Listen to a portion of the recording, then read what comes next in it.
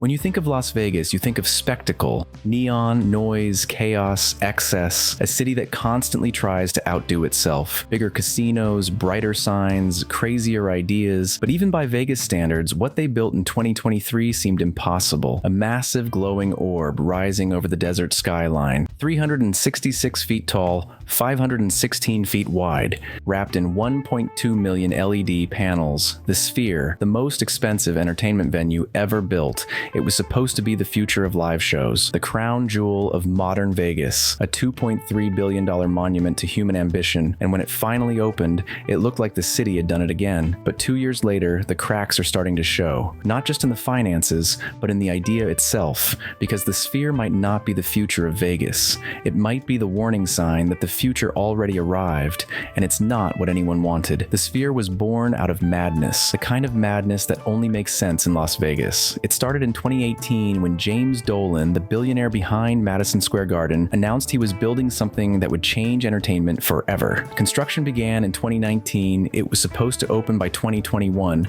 but then the pandemic hit, construction stopped, costs exploded, and by the time the doors finally opened in September 2023, the price tag had doubled, $2.3 billion.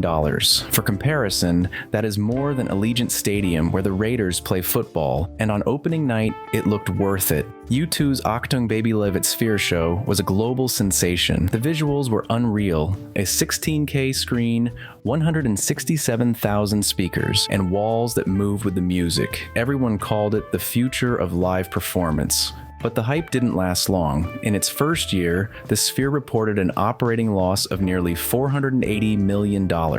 That's not a typo. Nearly $500 million gone in 12 months. Sphere Entertainment Co., which was spun off from MSG, told investors it was a transition year, but even their own financial reports admitted the obvious. Ticket sales, sponsorships, and advertising couldn't cover the massive overhead. The Sphere holds 18,600 seats, but many shows only fill half that.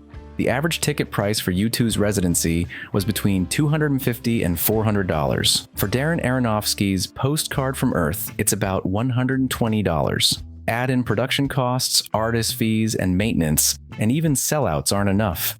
Remember, this isn't a casino. The Sphere doesn't make money on gambling or hotel rooms. It relies entirely on shows, events, and advertising from its giant exterior LED screen, the Exosphere. That lighting brings in sponsorship money from companies like YouTube, Xbox, and Meta, but nowhere near enough to pay off the debt. The Sphere needs constant world-class residencies to survive, but every show requires a brand new 3D production built from scratch. That makes scheduling complicated, expensive, and slow. It's a technical masterpiece, yes, but also a financial nightmare. Inside the Sphere, everything is custom. The seats, the speakers, even the software that runs the screens. Nothing is standard and nothing is cheap to replace. A single projector can cost over $100,000. The annual maintenance is in the tens of millions. The electricity bill, more than $1.5 million per month during busy seasons. Behind the scenes, engineers have described constant calibration issues, overheating, and the need for around-the-clock technical teams. Every small glitch means downtime.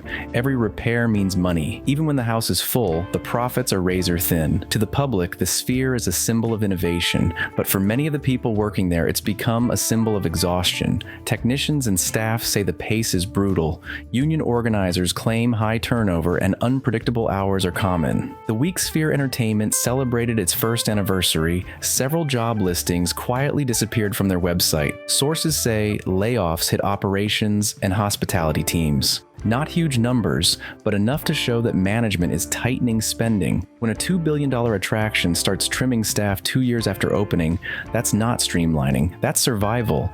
The real problem isn't just the Sphere, it's Las Vegas itself. Tourism is down, conventions are slower, airfare and hotel prices keep rising, and the city's reputation as an affordable getaway is gone. Visitors are spending more money on basics like food and rooms and less on entertainment, so when you're charging $200 for a ticket to a show with no celebrity performer, that's a hard sell. In 2025, a UNLV study showed a 6.5% decline in leisure visitors compared to the year before. That might not sound huge, but in Vegas, small drops ripple fast. The Sphere depends on a steady flow of tourists willing to splurge, but that middle-class audience, the one that built Las Vegas, is shrinking. The outside of the Sphere might be the most photographed landmark in the city. You've seen it online, the massive eyeball, the emoji face, the sports logos. It's stunning. But here's the irony. Most of the people taking those photos never go inside. The Exosphere became a tourist attraction on its own. People drive by, film it, post it, and move on. It looks like success, but it doesn't make much money. That's the trap of modern Vegas. Everything is built for social media, not for real experiences. The picture replaced the memory. The post replaced the story. Great for hype, terrible for business. In 2025, Sphere Entertainment announced plans for another Sphere in Abu Dhabi. On the surface, that sounds like confidence. But to a lot of analysts, it looked like a move to find new investors and offset losses in the US. It's a familiar pattern in Vegas. A big idea launches, gets global headlines, and then quietly struggles once. The novelty wears off. Fontainebleau, Resorts World, the same cycle over and over. The Sphere is not failing yet, but it's dangerously close to repeating history. The people who run the Sphere don't live in Las Vegas. They live in corporate offices, and that's the heart of the problem. Vegas was built on instinct, risk, and personality, not on spreadsheets. The Sphere is the complete opposite. Everything about it is calculated, optimized, engineered for profit. But it forgot the human side of the experience. Old Vegas made you feel something. It was messy, risky, alive.